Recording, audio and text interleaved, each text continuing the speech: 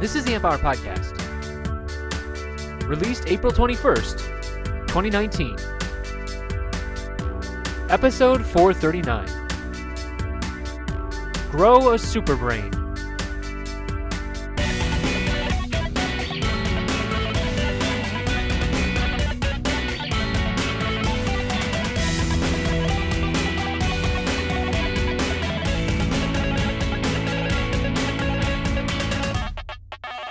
Welcome to the Amp Hour. I'm Dave Jones from the EEV blog. And I'm Chris Gamble of Contextual Electronics. I told you we need a new intro the other week. I just went, oh shit, I've been saying that same shit for 10 years. Yeah, we've been saying that a while. Yeah. I'll figure something new. Yeah.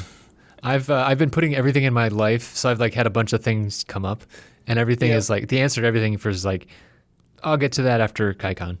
Right, okay. So if we want to do a new intro, that's fine, but let's just do it May 1st, yeah? Okay. Right, okay. I've heard it's sold out. There's exactly one ticket left as of this recording, so by the time it posts, yeah. Wow, excellent. Yeah. You literally can't fit anyone else in the room. There's no more chairs. Are you going to actually have enough chairs and stuff? Yeah, we'll have enough chairs. Do you have a content it seats 300? Do you actually sell 300 tickets? It seats 200, and we sold 200 tickets. But there's multiple rooms, so it's basically the one room will be full for the main thing. That's right, because it's not just one 2-hour thing where everyone's in a concert hall or something, right? It's exactly, yeah. Yeah, everyone's just mingling everywhere, right? Yeah, there's a main event space, and then there's a set of workshops, and then there's kind of a centralized social area, and then there's a second set of talks. So people will be spread amongst those things, but I think anything more than 200 some people, it just starts to get out of hand. So that's for a first year. I'm very, very happy with those numbers. Yeah, that's great. Yeah, very excited. That's terrific. I not in the KaiCon world or KaiCad world even. I've been doing some Allegro work, some Cadence Allegro, and what? I have an 8-hour clock going. I put in. Well, I'm getting started with it. I'm not doing contract work with it. I'm just kind of investigating it. Yeah. But I put in a request this morning for any kind of sales information on Cadence Allegro, and it's now 8+ hours later, and I haven't heard a peep. So yep, you can't even get a price. Yeah, exactly. So that's insane, isn't it? Yeah. I'm gonna get contacted by a human salesperson in about 3 days, and they'll be like, "We heard you're interested. We'd love to set up a call, and we can talk to you. We have availability in 2 weeks." And it's okay, all right, yeah. We'll see how that goes. Yeah. I just happened to get in the other, regular as clockwork, every week I'll get some company want me to, look at or promote their new app or their new product, or the thing. Yeah. And, usually this one was an online component tool thing. Okay, sure. Component search tool, just like your former employer. Oh, yeah, Parts.io. Yeah. Right? Yeah, and they reckon, they've solved the world's problem of creating components, blah, blah, blah, right? Mm-hmm. Everyone claims that. Sure. Anyway. I used to. yeah, exactly. And it was the usual thing. Oh, can we get on a call with you? We'd love to talk you through it. And it's no, I don't want to be handheld through things. Yeah. I want to try it out for myself, and that's where the real learning, that's where you find the issues. I don't want to be handheld through. That's true. That's a good point. Getting that first look on things and get a feel for it first. Yeah. Yeah, I think some of it is generational though too. I think some people so here's my anecdotal evidence at least. Right. When people are really out of it or really confused, sometimes that actually is a welcome thing. Oh no, of course. Yeah. And in my case, I literally wrote an email today to my accountants and I'm like, hey, can we just get on a call? We were trying to do everything by email. I was like, can we just?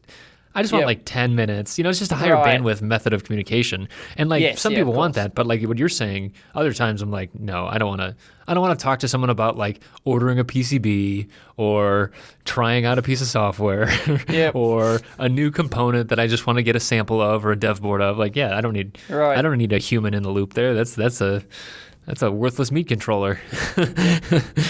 And I know a lot of people think that's the wrong approach, because a lot of my videos have been like a first look bumbling around, be it actually with a scope or some other instrument, or with software, CAD software, for example. I did that KeyCAD one, and the other one, the dip trace or whatever, where I was just like bumming around. Like I just did it like from scratch. And it's like, I think that's hugely valuable, because it shows you, but a lot of people don't agree. You know, a lot of people think, oh no, if you just read the manual or talk to someone who knows what they're doing, you would have learnt all this shit in 10 minutes, and you could have, wasted, saved an hour of your time. I'm going to try and soften my answer here. Some of the KiCad stuff you said, I was like, oh, okay, Dave. But also at the same time, I think what you're saying though is that you're saying that there's value, and there is value in like how intuitive a thing is, especially someone with your experience of like, oh, well, usually it's here. Right. And so like, I think from that perspective, it is. Some of your stuff I disagreed with, as we talked about, 2 weeks ago, 3 weeks ago. And I was like, but at the same time, yeah, you're right. I mean, like there's value in seeing that difference of opinion. In fact, one of the things that we're talking about at KaiCon is like getting people together that have past experience with, the pads and the Allegros and the Altiums in the world, and like just being like, what's missing? Because there's definitely some stuff missing. There's tons of stuff missing. Yeah. Right. Exactly. And some of that stuff, like I said, I was on the Allegro site today, and like some of the stuff they have in there, it's it's the 30-year-old tool. It's got a shit ton of built-in like RF tools and all these other crazy things that KiCad does not have. And so, okay, sure, I'd love to talk about getting some of those things in, but. I think even the KeyCAD developers admitted that I had some really good points, and they'll look at including some of that stuff. Sure, some stuff I couldn't find because I needed another 10 minutes of searching or something. Right. Like that. Right. But other things I was right on the money. It was I make videos about when doesn't do that. You can't find certain things. Sometimes it is hard to find certain things, and it's like you can't really depend on a video by me or someone else, like that makes a lot of sense. So it's I think a lot of the trends are changing too, especially if people are coming in from like, the fancy schmancy nice GUIs that are out there these days for like tablets and other things, people coming in from that space as well. It's just, there's a lot more focus on making things actually usable, which is good, Yep. And the other thing is, as a reviewer, as a professional reviewer, I guess, right?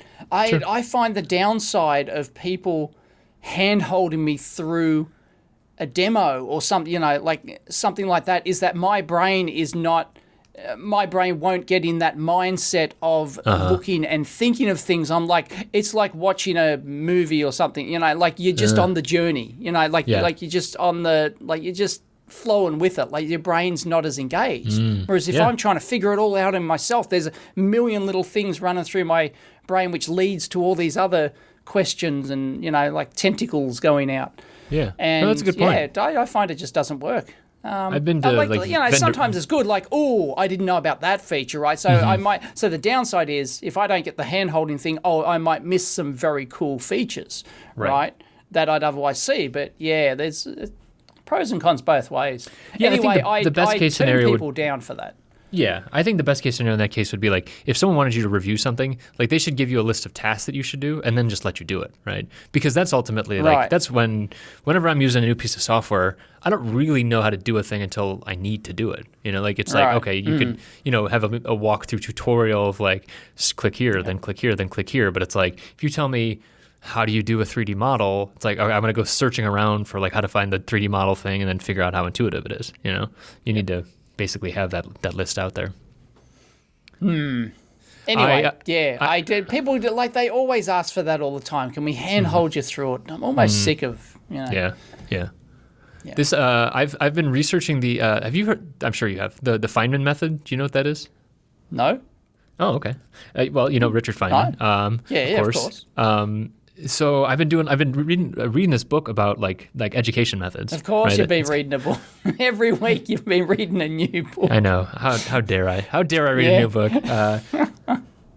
Okay, so I'll give you some real talk here. I've been feeling very fortunate lately that I get to spend a lot of time doing like self-education and things like that. So I've been like, how do I learn faster? And so that's the book that I'm reading. It's like, how do I learn faster and grow a super brain? That's what I'm really trying to do here, Dave. Right. So this week's book is Grow a Super Brain. Grow a super brain. Yes. Oh, goodness. All right. But the Feynman method is, it's pretty simple, but it's I'd never really thought about it like this before. It's basically like it's a kind of a do, inspect, revise kind of loop, and so that's revolutionary. How? It's not. But the idea is, and I'm probably going to butcher this, but I'm trying to pull it up here too. So here we go. The Feynman technique, the best way to learn anything. I'll link the article that I have here too, because I went outside of the book that I was reading.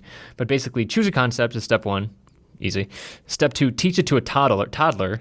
Step 4, identify gaps and go back to the source material. And then that was step 3. And then step 4 is review and simplify. And basically, the idea, the interesting thing is explain it to a toddler. And I started thinking through like how I would explain certain concepts to a toddler.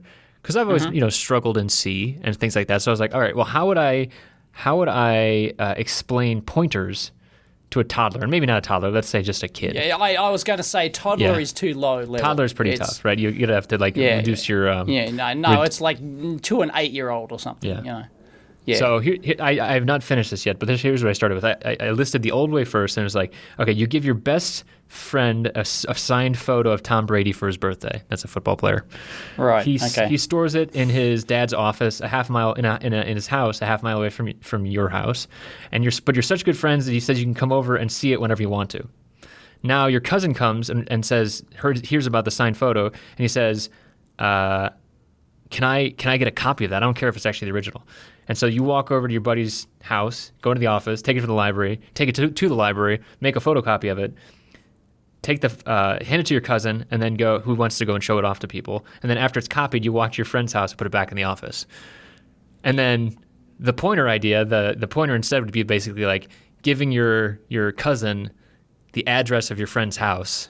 It's a little bit literal, I guess, in that way. But it's basically giving him the the garage code and the address to your friend's house and telling him he can just go and do that for himself. I didn't know if that was actually realistic or not. I didn't know where you were going there, but now I get it. Yep. Yeah. Okay. So that was my first attempt at doing this, and I'm going to keep trying to do this because obviously that is not simple. But I like this method. I don't know. I don't know if there's other things. I was thinking like we could try and do the same thing for like resistors and capacitors, and I think I've talked about on the show before. Like my old colleagues at Keithley used to always talk about like they was kind of like mantras of like V, oh geez, I've already forgotten them. V equals LD IDT, right? Is that right? Yep. Yeah. And they would have these mantras that were just equations, and they'd use these when they're kind of like thinking through problems and stuff like that. And that seems kind of like these mental models that are that Feynman was doing too. And obviously he did it for particle physics and quantum mechanics and everything else. Of course, because he was a science popularizer. So he had to do that. But he also did amazing things. I mean, of course, he won a Nobel Prize. Right. I mean, what's his name? Who's the astrophysicist these days? Jesus. Neil Tyson. Yeah, Neil Tyson. Right. So Neil Tyson has done research, of course, but he's mostly the popularizer. He's not. He hasn't won the Nobel Prize yet. So. No, he isn't a researcher. He's a head of the Hayden Planetarium. Right. He started as a researcher, though. That's what I mean. Oh yeah, of course. Yeah. So, I don't know. I thought it was an interesting method. I don't know if it's realistic for things, but I'm gonna keep working on it. Maybe I'll try and do some more for. Got it. As I learn new things and things like that. I like to think that's why my tutorials are popular, because I do dumb it down, so to speak. Exactly. I try and I don't jump in with the equations off the bat. Yeah, right. It's like in fact I try and avoid them all where possible, or use the very simplified ones. Yeah. Well, and I think it is important to build intuition in some way, because like that is always, of course, especially in electronics. When you're like getting started, especially like thinking about like voltages. Like voltages for me were always like so like numerically based, and I had no intuitive feel for like what they actually represented and how how current's actually flowing in a circuit and how those two things are how they're interrelated and in time or just in scale. The classic one here, the absolute classic example of this is current through a capacitor. Through in quote marks, right? I've done a video on this. Does current flow through a capacitor? Right. Right. Yep. For the way you want to think about it and analyze it, yes, it damn well does, because that's just the better way to analyze it. You don't go, the electrons build up on the plate, then they go backwards around this way. No. Right. No, you're just thinking about it wrong. Sure, if you're a physicist, that's how you want to teach it in, Physics 101 class, right? Right. Fine, do that. But to a practical electronics person trying to use it and have it as a tool to analyze circuits, no, it's useless. Mm-hmm. Yeah. I wouldn't say it's useless, but it's just not the right way to do it. Right. Well, I think that's a lot of the math first is a common educational thing, right? And so that's the. Yep. I'm not against math, but I think it's building up the intuition first is helpful. I think, and especially when it corrects. It's the whole Lewin. There's a 100-page debate on the EEV blog forum about 100-page. Walter Lewin's 100 and there's thousands of posts. Walter Lewin's lecture on Kirchhoff's current law. Oh. Right? Have we talked about this on the show? I'm not sure Kirchhoff's we have. current law? Well, we talked about. I have to link. Yeah, I'll have to link you to it. Anyway, Mehdi, the Electro Boom guy, he did this video, sort of, because Walter Lewin's been teaching, physics for 50 years or something. Oh, wow.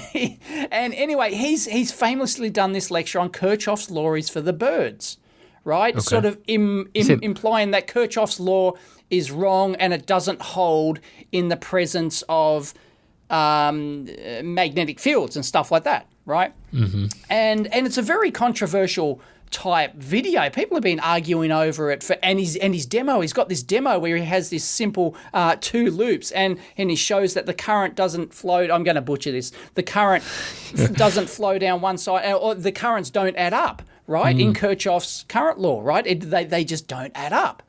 And people have been debating this well before YouTube. Yeah, his demo of this is famous, and he's not wrong, right? From a physics point of view, and Maxwell's, and he goes back to Maxwell's equations and everything else, and he's technically not wrong. But his demo does leave a bit to be desired. And that's one of the arguments. And Electro Boom did this video saying, look, and he built this, he methodically built this, whereas Walter Lewin's demo is like really loosey-goosey. And it's like, what? That doesn't make sense. And Electro Boom built it meticulously and showed that, hey, I think he's wrong. Like Kirchhoff's law does hold and all this sort of stuff. And there's this huge debate. And Walter Lehman replied with a couple of video responses, and then Mehdi replied back. And it was, this huge community debate. I have to say, and it's massive. I have to say about Mehdi, I did not like his videos at first. Right. But once I give him a chance, actually, like once I skip past the first time he shocks himself, no, they're actually really, like they're much better than I Once was just you get past the entertainment value, exactly. I didn't realize that it was just like, that was always the lead in. And so I didn't know to skip it. And then, of course, I mean, like he's very well educated and he's done a lot of interesting work. And so it's...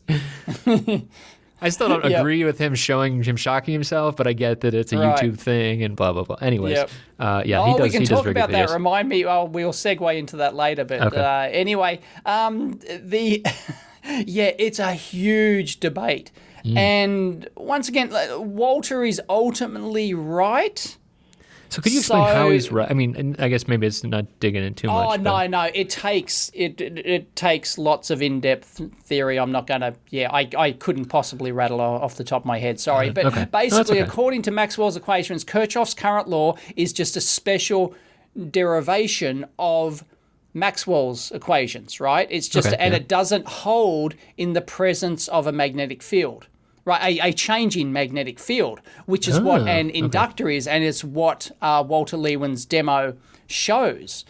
Is that the currents in the circuit don't add up, right? Kirchhoff's current law is that Kirchhoff has different laws, but one of them is the current law, and they must all add up to zero, right? The current in around the loop, right? And so he because demonstrates some of the current gets not transformed, but some of it's stored as magnetic energy, so you're not seeing it instantaneously in the loop. Is that kind of the general idea? Yes, but it's deeper than that. If you want to go into this, it's deeper than that. But ultimately, kind of, sort of.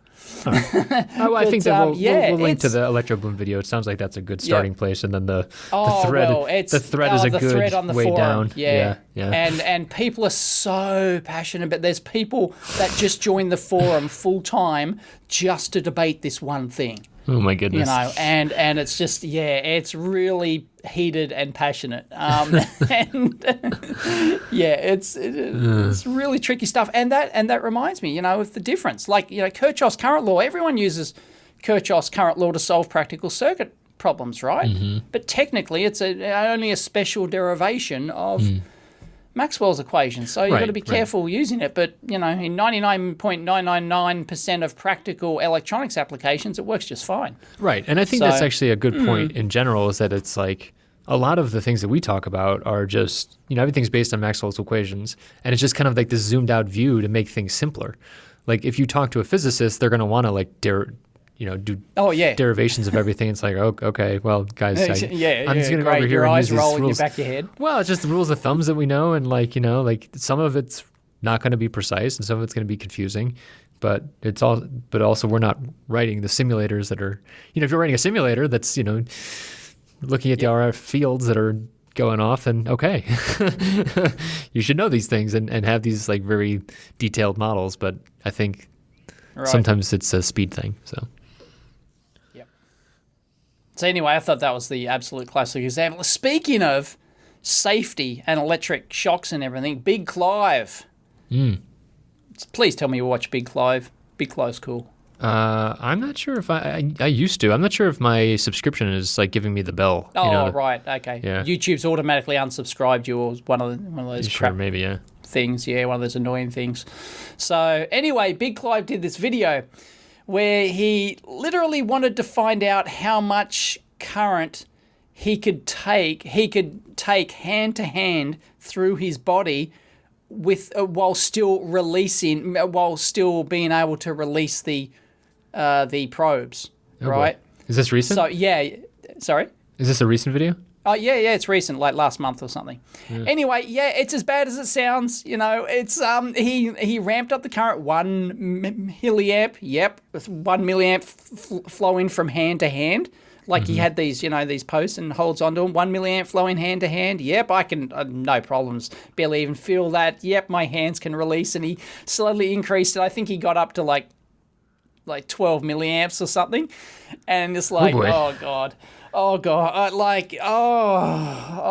Big Clive, love you, mate. Try it home. Jeez.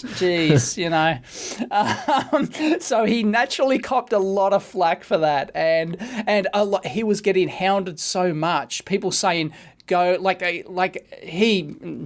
Our audiences are quite large, even the amp hour audience. So there was I think a heart surgeon or some sort of cardiologist or something and he went, "Go and get yourself checked."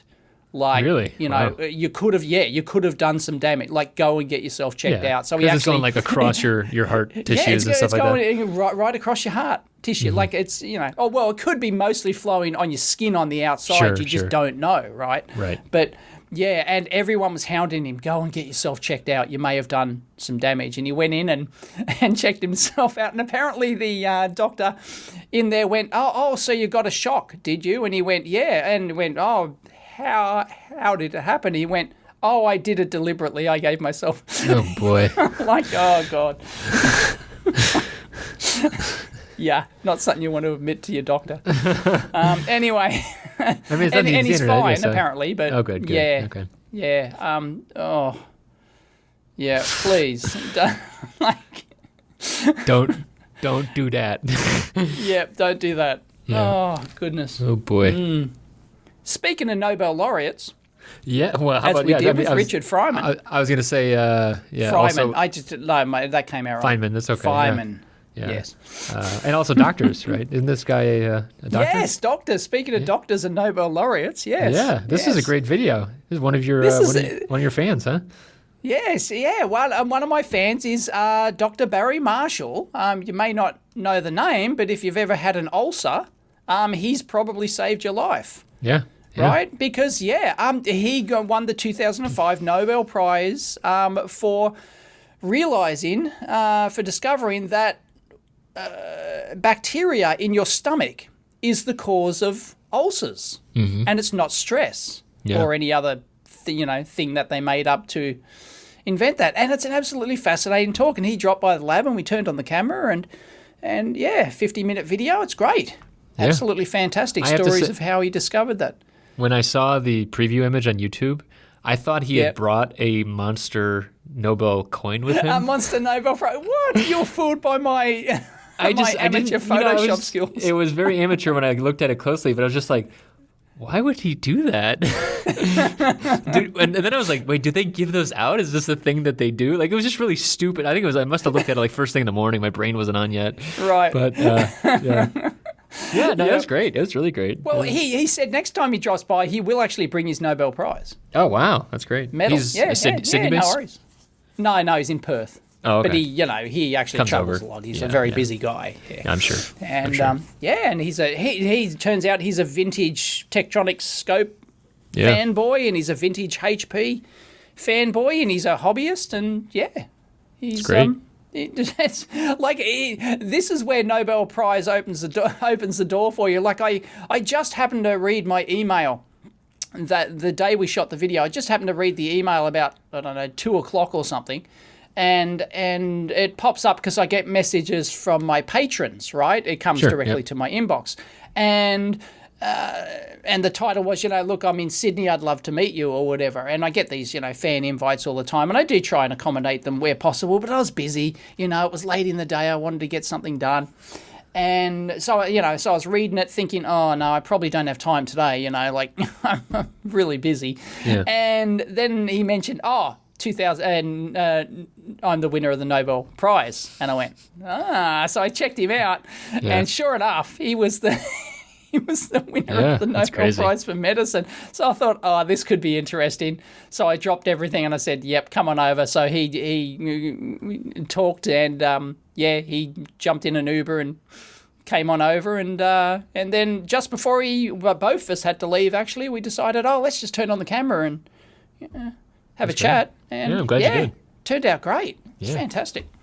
So that was very unplanned, very last minute. Yeah, kind of thing. It was interesting too. Like it kind of got me thinking. Like someone who's like he's like a physician and a researcher, right? He's actually a doctor. He's a researcher. Yeah. Okay. Yeah. But like thinking about of course there's people that are doing that. I usually think of like the hobbyists or like people that are in tech and some other field that did it. But of course that's not the only space, and that's cool that there is crossover. No, that's right. Yeah. And his excuse for going into medicine, he wanted to go into engineering, but it was too expensive. He couldn't afford the hobby back then. I'm talking back in the late 60s, right? And like a single transistor cost like $10. Right, exactly. And it was an expensive hobby.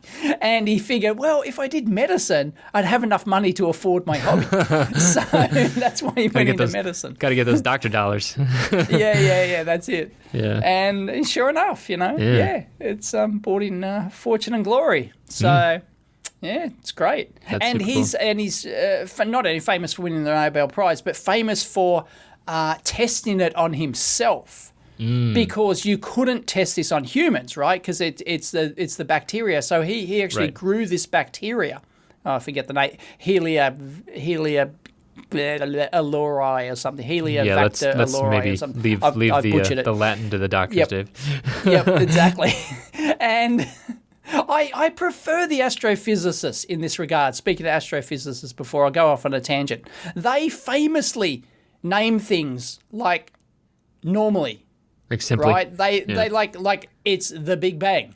It's a red giant, right? It's seriously like they don't have technical names for anything. That's how astronomers do things. Some of like some of the deep planets they discover get those names, don't they? Some of them are just numbers. But don't some of them? Their number, that's due to the sheer volume of them. Yeah, They sort of, but even the numbers make sense. It's like the year it was found and the catalog number. It's like I thought there was I thought they have like galaxies are named after mythical things sometimes, or shapes or whatever. Oh yeah, but see, it's simple like that. It's not it's not like a new like the paleontologist and thing. They'll find a new dinosaur or something. You get some weird ass. Right, you're not saying they're doing like kingdom, phylum, right? Whatever it is. Yeah, all the way down exactly. Yep. Okay. There's an acronym there for all those things. I'm sure there is. I'm sure there's a name for all that. Anyway, all those technical names. Astronomers and astrophysicists don't do that, which is fantastic. Unlike all the other fields. Anyway, where was I? Yes, he couldn't test this. Like, he had this theory, couldn't test it on himself. He had the hypothesis, right? Couldn't test it. Got to be accurate. Couldn't test it on patients because that's like, you just can't do that, right? You can't just test this on humans. So he decided, well, there's no law that says I can't test it on myself, right? He just can't give it to patients. So he grew the bacteria and he actually drank it, right? He like cultured it and everything, and he drank it. And it's like 5 days later, sure enough, he had an ulcer, and then he took these antibiotics, and 5 days after that, he was cured. That's crazy. Like, bang, publish, win Nobel Prize. Maybe Big Clive was just trying to, figure out how much, like the Nobel Prize for how much current can go through your heart. Right, okay. No, it doesn't really flow through the heart. It actually flows through it's through the brain. It's through the brain. Right. Yep. Oh boy. Anyway, that was absolutely fascinating. So that's cool. Please watch that. It doesn't have but everyone who watched that just praised it to the hilt. Yeah. They just thought it was the best thing ever. So yeah, please give that video a go, because it is fantastic. I know it's a big time investment, 50 minutes or whatever, but it's a fascinating story. Yeah. So there you go. Are we done on the tangents? I guess so. I'm just thinking, like, where do we go from biology? Right. I guess back to electronics. What do we got? There was some interesting art. I've been surprised. There's been some interesting, like, tech journal articles recently. I've been catching some of those. There was one today I saw that was an analysis. I guess speaking of high-end PCB tools.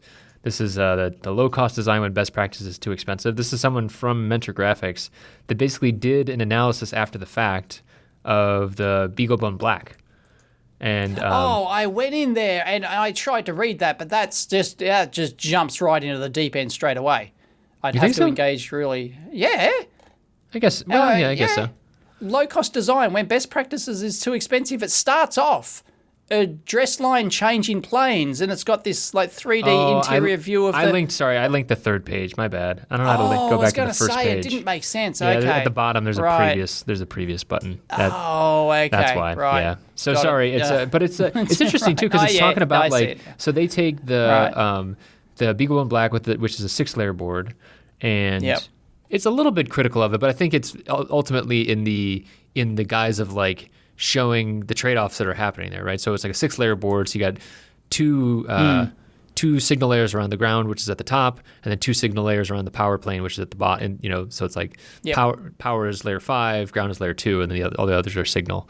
And basically doing some simulation around like, okay, well now when you hop down through these different layers, what is the impedance, and doing controlled impedance stuff, especially with regard to DDR3, which I've actually never done, so that was interesting to me. And then talking about how like currents are returning then. I always think about currents returning on the ground plane, but if you're down on those lower layers near the power plane, it might actually return on the power plane, which is like, oh, I didn't know that's a thing either. So I'm sure you know all this stuff, but it's... Well, that's the thing. Like power and ground, from a rule of thumb point of view, you treat them the same, because the bypass capacitors at various frequencies, of course, keep them essentially the same. They keep them at the same impedance. Like ground and power, there's really not, But when you get into the finer details of it, it matters.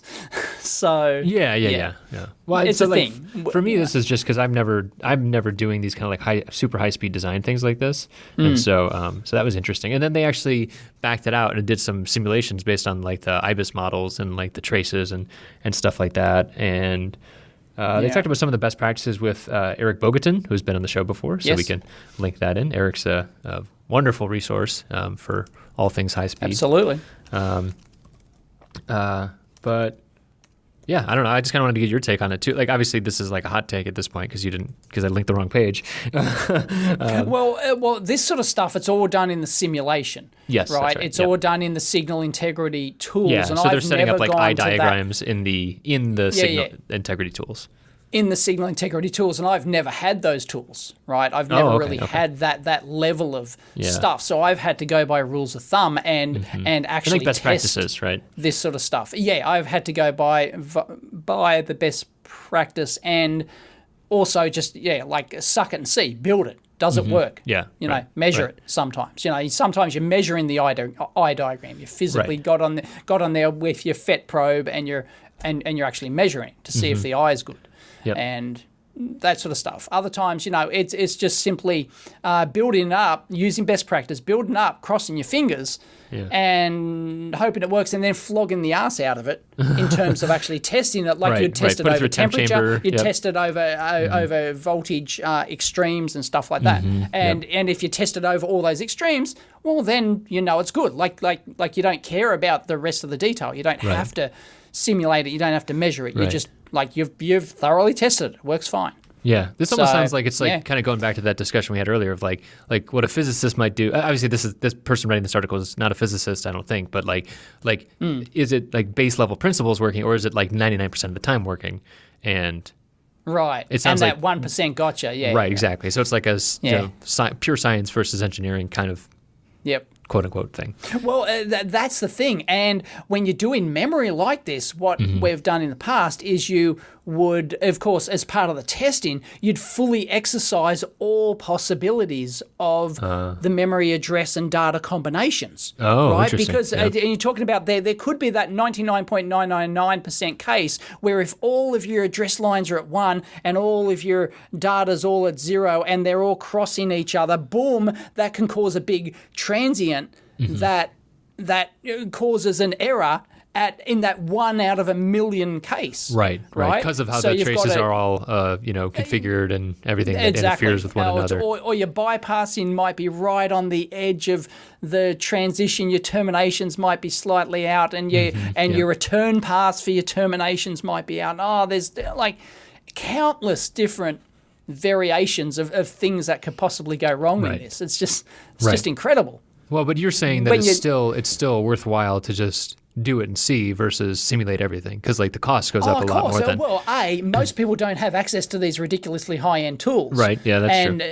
And like even Altium doesn't have this. Right. You've got to buy but the high-end cadences and stuff like that. Yeah, you can buy these plugins that do all. Yeah, I think this one's Mentor sort of stuff. And I think this guy's from Mentor Graphics or something. So. Yeah, and these things and these tools cost. That tool might cost $50,000. Right. For that signal integrity tool, because it's a ridiculously complex thing to do. The Apples of the world makes a lot of sense to do that, because you're making $1 million and you have and you want to get it right, and you want to make sure the margin's there. And if you're going, if you're designing a space probe for NASA that's going to Pluto, then you want to make sure it's right. Right. Well, that kind of sounds like when Chrissy was on the show 2 shows ago, and she was talking about like she was working at Apple and like doing the million kind of volumes and stuff like that.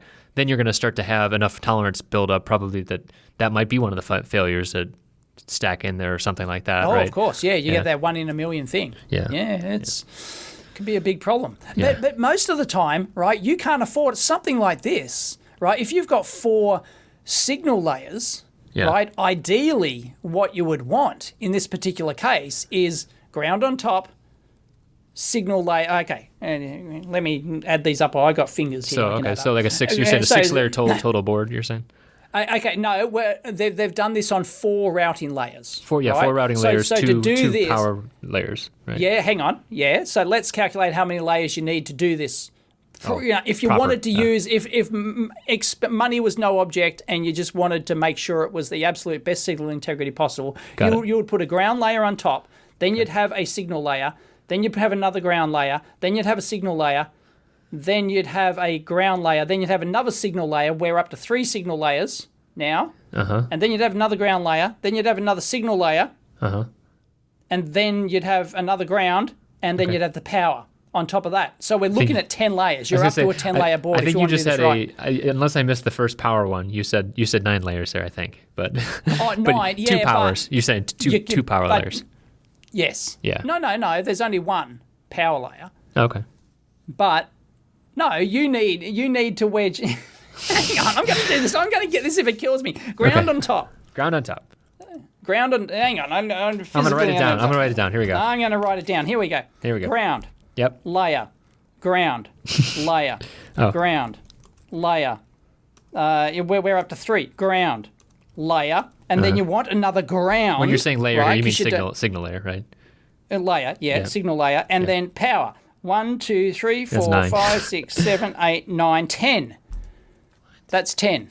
Oh, you're saying I see. Because each of the signal layers is sandwiched between a ground layer, so that gets the other. Correct. Correct. Got it. Yes, and then not sandwiched between a power layer, like a positive power layer. Unlike what I said before, in that you can a rule of thumb is you treat the power layer the same as the ground layer, right? Because the bypass capacitors should keep them at the same low impedance. Right, but that's a rule of thumb thing. Right. Yeah. And then that's a good rule. It's a decent rule to use. It's good. Like you can keep your signal layers next to your positive power plane, and that's almost as good as keeping them near a ground plane. Right. Yeah. So well, it's better than not keeping it near any plane at all. Yep. Okay, let's put it that way. So but no. So ideally, to do this properly, you would need a 10-layer board. But of course, they got away with a 6-layer board. So there's going to be, and that'd be perfectly normal. If I was doing this for a commercial product, I'd be using a minimum number of layers too. I'd be using a 6-layer board if I can get away with it. You're damn straight. Right. Yeah, I do wonder, I don't think the higher layer count stuff's going down anytime soon, but I think that, the dropping cost of 2-layer stuff is, and, in 4-layer, and it's moving up as well. 4 layers dropped to almost, Yeah, exactly. trivial proportions. So it'd be interesting. 6. Yeah, right. But it's to see if it keeps moving up. And so if so if you need 4 signal layers at that point, then maybe in the future a 10-layer board isn't as big a deal. I think at the volumes that most people are willing to do that kind of thing, it's like they're fine with it. So but still, it's I think I can't see a future where a 10-layer board is so trivial. Yeah, super common. Everyone's doing it. Yeah, right. No. So in that case, you said that... And there's really ultimately no need to, unless you're on the bleeding edge of the performance right. somewhere. Like, and just having DDR3 is not reason enough to do that. Yeah. Right? I mean, it depends on what speed you're running at and other things. So... And your termination, your choice of termination can make a bigger difference than how many layers you use. Yep. So there's all sorts of factors. Okay.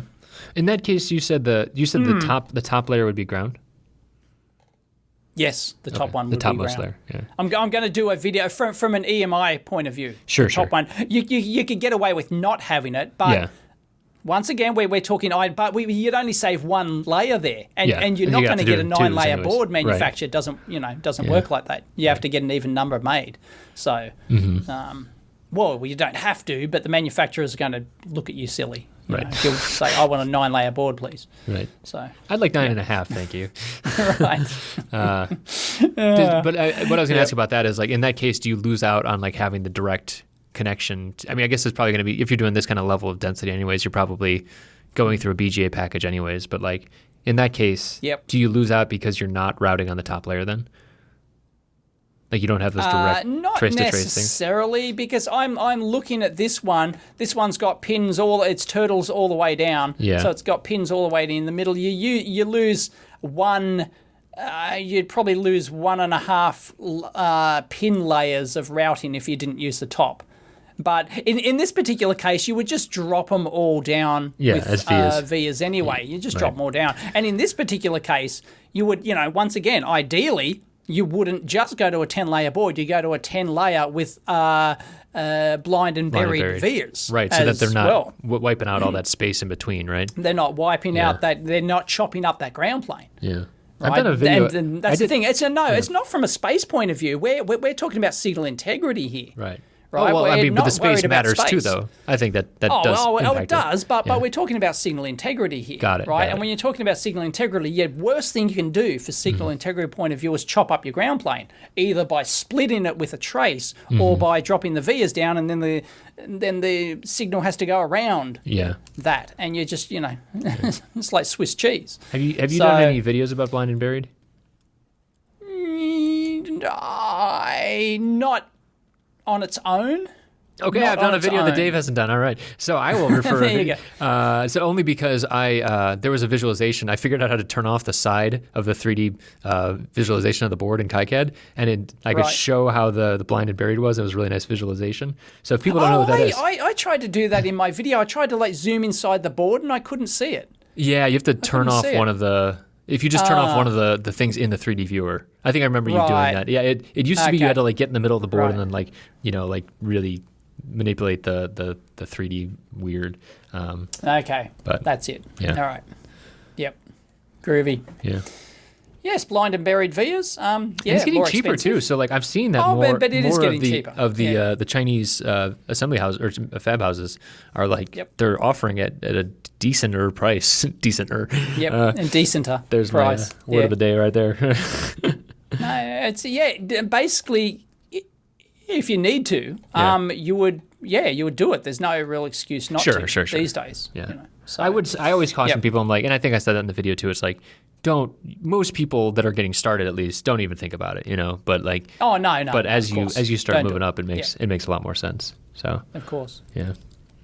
Actually, I was going to do a video going through there's some, because everything's online now, right? You get these online PCB pricing tools, right? Yep. And so you upload your file, and then you select all your technology. How many layers do you have? Do you want controlled impedance? Do you want blind buried vias and all that sort of stuff?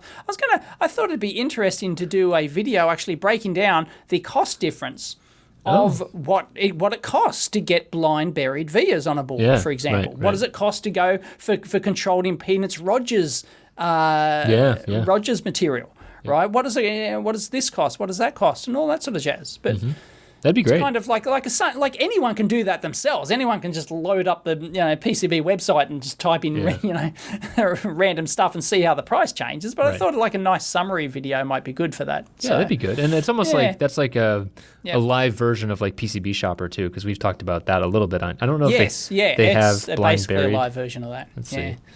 No, they don't have blind and buried on there, so that would be good too. I still I love that. We love that site. Right. Yeah.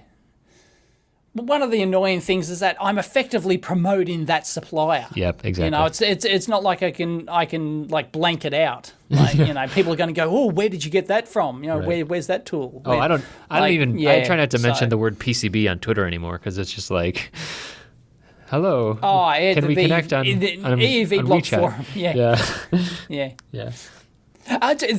We were talking, the other bloggers and myself were talking. We've got a secret group. Secret group that I'm not on. Secret. No, that's it.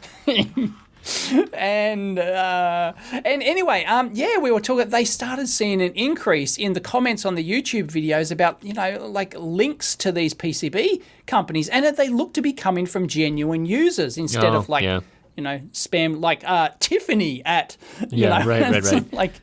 Billy 12779422211.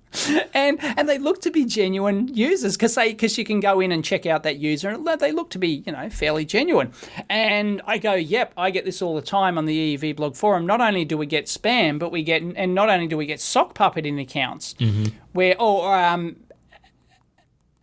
astroturfing, right? The astroturfing thing where the manufacturers, employees at the PCB companies, they actually join the forum under a fake name and then post fake reviews, right? Right. Actually pretending to be a user. And then on top of that, the way they're doing it these days is they're actually paying customers. Yep. So they actually pay their existing customers to give them review. They say, look, we'll give you $50 if you go on the EEV blog forum and post a positive review. Yeah. I've seen. of us. I saw and you these do that people on do Twitter it, too. you know? I saw you call someone out on Twitter too, and I was like, oh man, that's Yes, I did. And that person actually, finally, at first they said, oh, no, it's just me. And then I went, bullshit, I know. You've been paid by them. Yeah. And then they finally admitted, yep, okay, look, I'm a student, I'm poor, $50 was a lot of money. that's the thing. Exactly. Yep, It's like, you of know. course. And that's it. I've been a student. And want free they PCBs. give you like free boards and they give you free PCBs and $50. And for a struggling student, that's a lot. And that's how they entice these genuine people to go and give reviews, and they target specific videos. They'll target vlog videos, they'll target Big Clive videos, or they'll target Signal Path or somebody else, and they'll and the various forums. And they'll tell people where to go to post this stuff. It's not just randomly posted. Yep. It's like they'll tell you where to go. It's unbelievable. Anyway, so That's too bad. so I'm loath to like on the one hand I want to do videos like this that show these cool tools, but on the other hand I don't want to promote them. Right. Right? So it's like that's too bad. Anyway. And they've advertised on they've paid to advertise on my website and forum before. Sure, and I've banned them now. I've said, no, I don't want your money. Piss off. And they beg and they plead and they said, oh, look, we've made all our employees aware that they're not to do this anymore. It's just we didn't know that this was bad, and please forgive us. Give us another chance. Nah, piss off. Right. So I simply had to ban them all. So, yeah, it's really annoying. Yeah. Anyway. Yep. I'm looking back through links. I didn't say, speaking of the EEV blog forum and site and everything. Yes. 10 years, man. 10 years? Oh, yes, yeah. Congratulations. I've been doing this for 10 years. Meh, thanks. It's a job. Whatever, no big deal. Yeah, whatever. It's like, Yep, April 4th, 2009 I started. Yeah. So, yep. There you go. It's good. Nothing's changed. Same shit. Some things have changed, but okay. Like what? It's your full-time job. It's a full-time job now. Yeah, I guess I've not a lot of the content office. of what you and I say changes, but you have products now. You have, so that's different. Right. Yeah, true. Yeah. YouTube's kind of a bigger thing than it was back then, so. Much bigger. It's changed insane. Back when I started, you just nobody was doing it full time. So you started it with absolutely no thought, even in the back of your mind, that this would be that you'd make money from it, a full time job. Yeah. So it's just wasn't a thing. Yep. Now it's like everyone sees that people are earning millions of bucks on YouTube, and every kid wants to be a YouTuber. Yeah. Well, that'll have different consequences in many years. So I've mentioned this. I go to schools sometimes and gives talks on at a career advice day and stuff like that. They invite people in from industry and stuff like that, and I get invited a fair bit to give talks about what it's like to be a full-time YouTuber. And stuff like that. Right, not about electronics. And, no. Sometimes if they want to talk about engineer, I'm the resident engineer. If you want to be an engineer, I'll talk about engineering. So it just depends. But when hire them for your next children's birthday party, folks. Yeah, that's it. and sometimes it depends on the format of the school you go to, but sometimes they'll go around in groups and you talk to smaller groups instead of addressing a larger audience, and they go from you might go from table to table, and they just and you can see the kids at they're at the accounting table, they're talking to an accountant, or they're talking, it's like, I would freaking love that, but I guess the kids right, kids don't have a lot of tax questions, huh? Right, no. And then they get to my table, and guess what I do for a living? Make YouTube videos, and their eyes just light up, man. I've got their attention. What video 100%. games do you play online? Yeah. Oh, man. It's often the first question, Yeah. And but their eyes light up because they know that's the hottest thing for a 15, 16-year-old or something. Yeah. So That's crazy. Anyway. All right, what else we got? We're almost out of time. We are. There's actually there's a bunch of stuff about EMI this week. I don't know if it's because... Hey, hang on. Yeah? Hang on. Your business, you're in trouble here. Me? You've got competition. Competition? You've got competition. Microchip are doing KiCad courses. Oh, I saw that. Yeah. Where is that on the forum? That's on the Reddit. Oh, no, that's the thing at their conference. They're going to have a workshop. That's like, yeah. That's good. Competition, dude. Yeah, you're right. It's competition. Yeah. Just like the people that are coming to KaiCon, and Sean and Barry, who are going to be doing KiCad workshops, and Anul, they're all doing workshops. Right. So competition. Yeah. Yep. Yeah, that's actually, have you ever thought about, I mean, I know that Masters is obviously in the States, but have you ever thought about going to that? That's... No, I do. Well, yeah, I have. Mm-hmm. Like I tried to get it when I was working at a company one year. I tried to extract it out of their advertising budget. I think they have a couple of them. Yeah, it's pretty big. Yeah, it's pretty big. I've been to a few of those when they come to Australia. Sure. Okay. You know, yeah. Like I've been to a I think it was an ST one, was it? ST at the time. Anyway, if they come here, I generally go. Yeah. Like the when I was working for the company. Like sure. Yeah. Makes sense. Yeah. Cool. Yeah. When someone's paying for it, of course. Yeah. Yeah. Yeah, because some of those things do get expensive. But if you want to go to a free conference, this is actually one that's coming up in 2 weeks, and it's free. It's in Portland, Oregon. It's called Latch Up, and it's for people doing open source silicon. So a lot of the RISC-V type stuff. The RISC-V stuff. Yeah. And is it RISC-V or RISC-V? I'm going to keep getting it wrong, I'm sure. So, it's better if there's mystique around it. Exactly. We'll just say there's mystique. But that looks like it's going to be interesting.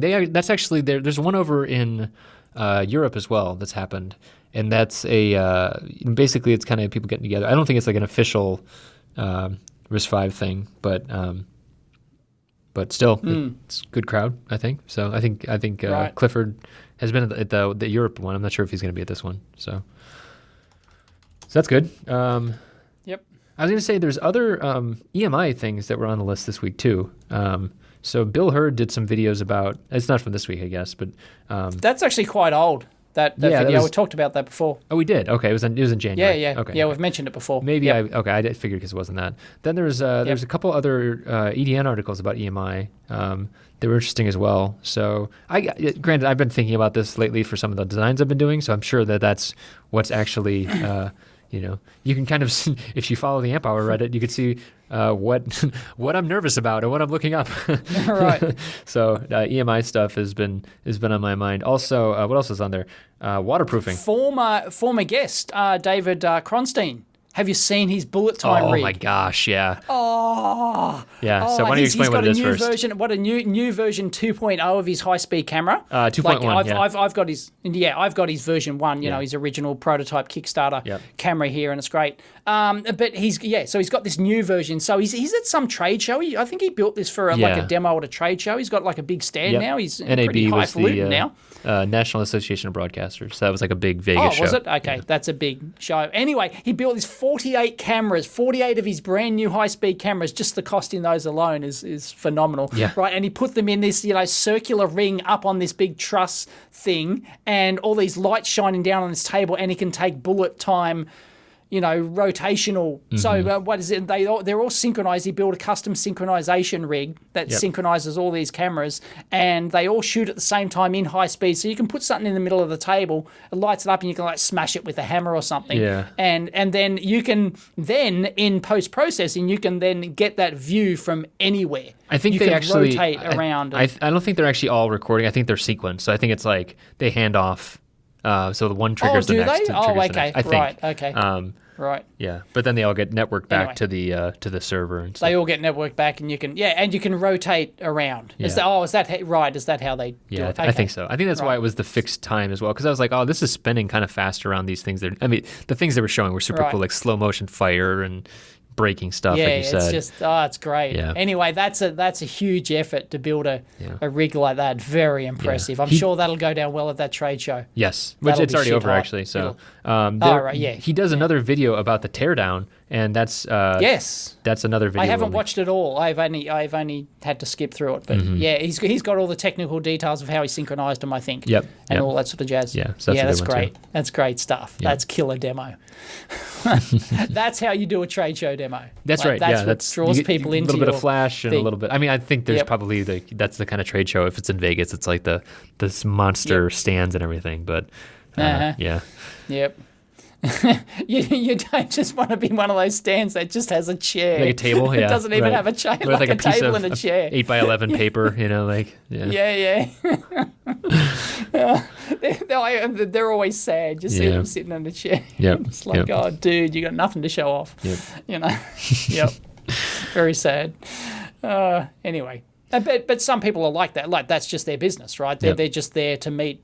Yeah, they hope people wander up and shake hands and talk. Well, they're not counting on the random people walking past. They're counting on people have already organised themselves to be there. Like, because everyone in the industry is going to be there. So, I'll actually drop by your stand and say hi. Yep.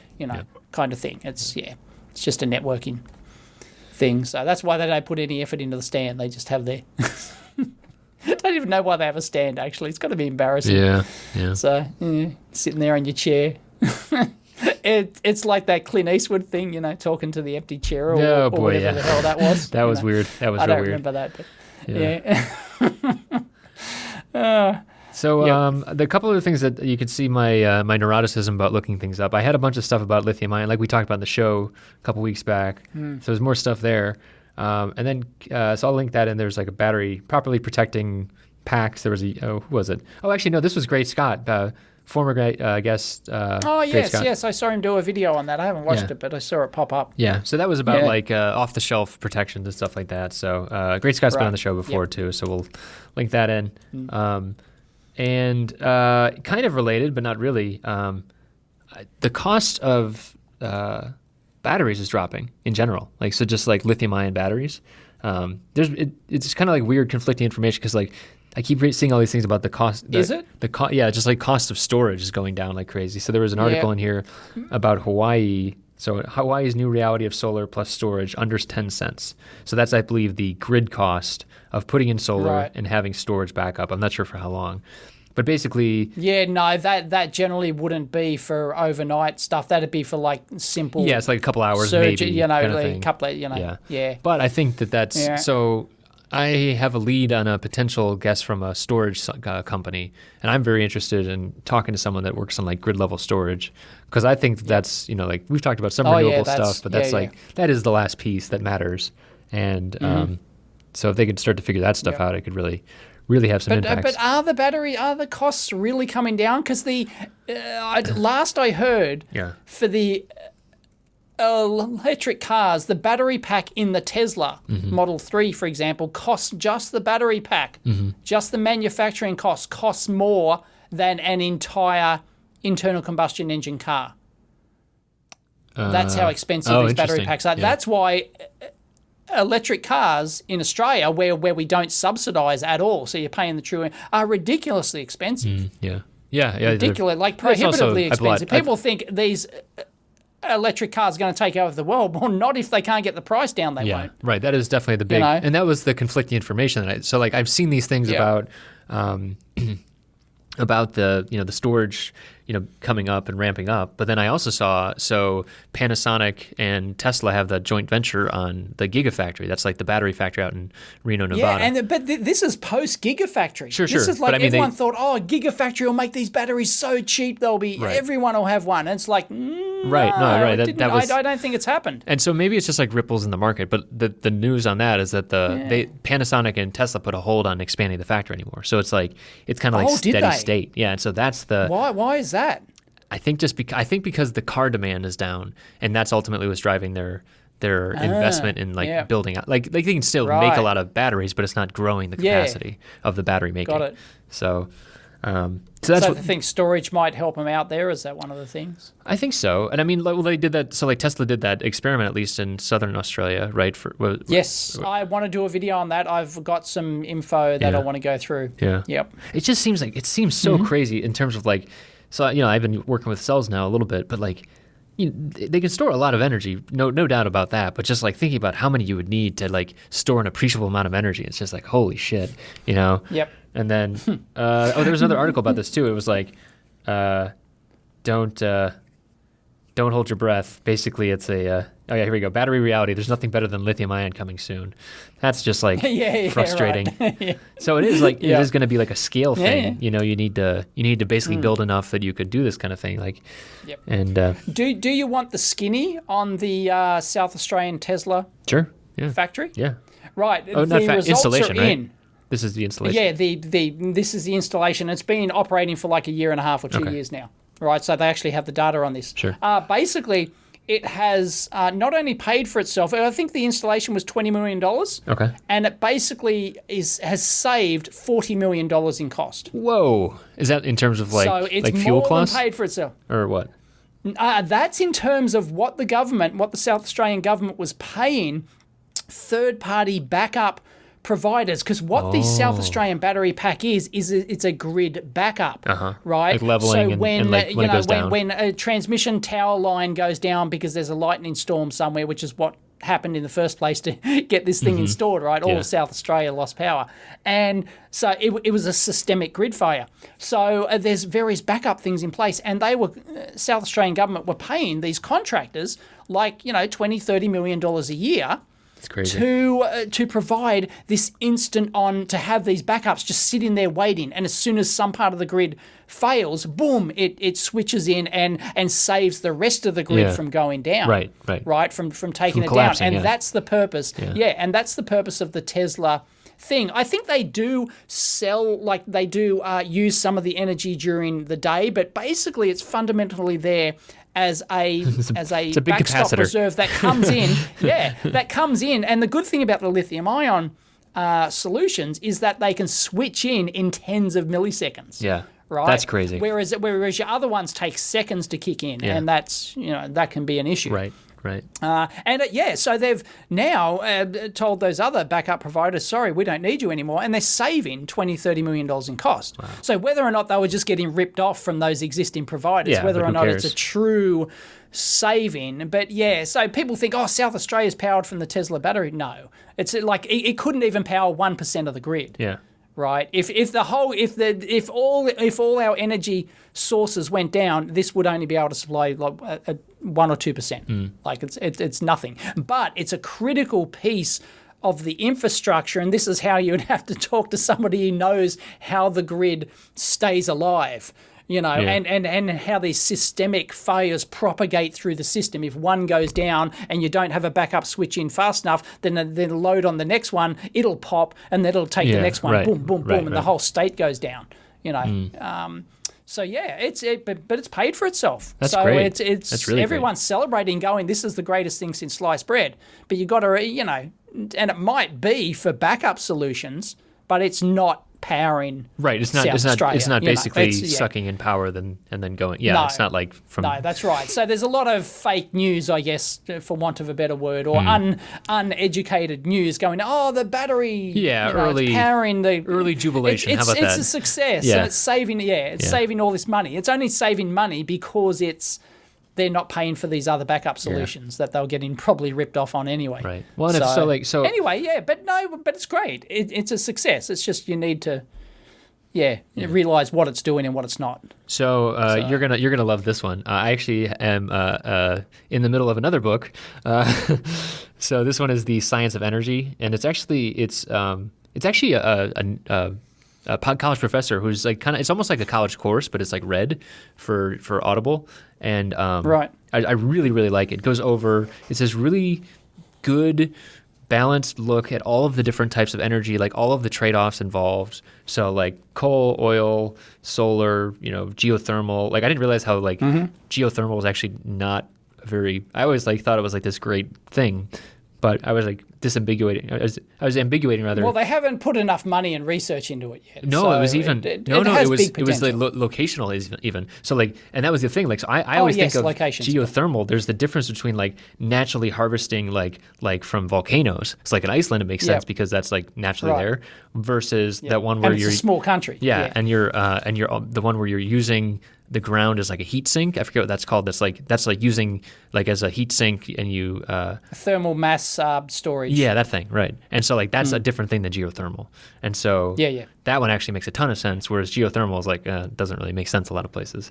Anyways, it's a great book. It's got really shitty reviews, unfortunately. I think there was like it only has 4 reviews, and like one of them's a 1-star, and so like that's very unfortunate. Personally, I think it's great. It's it's basically like listening to a college course, and so I will link that as well. I've been kind of heavy on audiobooks, so this is a really good one. Why? Have you been doing a lot of traveling where you have time to listen to audiobooks? No, when I take the dog out now, like whenever I'm like, on dog walks, like, listen for an hour or something. So that helps. And So, but it's a lot of stuff that I didn't know about the power industry and like how, and like a lot of the scale things too. Like, you think about like solar is still like less than 5%. It's growing for sure, and the costs are dropping like crazy. And this book's from 2015, I think, but it's like, or this lecture's from 2015, but still, like it's a small fraction of the overall energy needs in the world. So it's just a really good like leveling and a very scientific look at how it all goes. Cool bananas. Yeah. Oh, good segue. The last thing I wanted to mention is the KiCad banana. Did you see this thing? No, I have not seen the KiCad banana. It's so silly. Oh man, it's so like on Reddit a lot, you'll have people ask for a banana for scale. You ever seen that? Oh yeah, right. Yeah. This is a PCB banana, so you can basically drop it in. Arturo did this. You can drop it in as a. It's not only a scale in your schematic or in your layout. It actually is a 3D model of a banana. It's beautiful. It's just got it. Beautiful. Take that, Altium. Yeah. Sure it is. All right. Oh man. All right. Oh god. All right. We'll leave on a banana. That's right. All right. All right, man. Cool. Talk to you soon. Catch you next time.